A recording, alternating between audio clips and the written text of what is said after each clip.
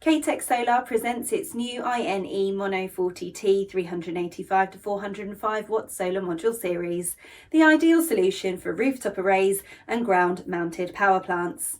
This line of products allows for your photovoltaic systems to attain higher yields per surface area and lower balance of system costs for an overall efficiency of up to 21%. At less than 2 meters in length, the INE-MONO panel has its surface area maximised through the use of space-efficient cell layout and narrowed busbar widths.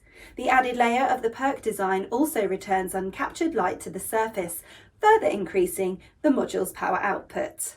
The module series also works at no less than 90% of its standard efficiency at low irradiance conditions, meaning you get the most out of the sun's energy, even on foggy or cloudy days. Enduring high performance, the company's motto for the product series, is highlighted by the long-term yield security of each module.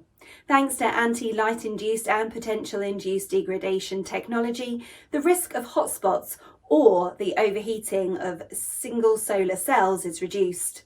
Against physical forces, the panel's anodized aluminium alloy frames and tempered glass surface can withstand snow loads of up to 5,400 pascals and wind loads of up to 2,400 pascals.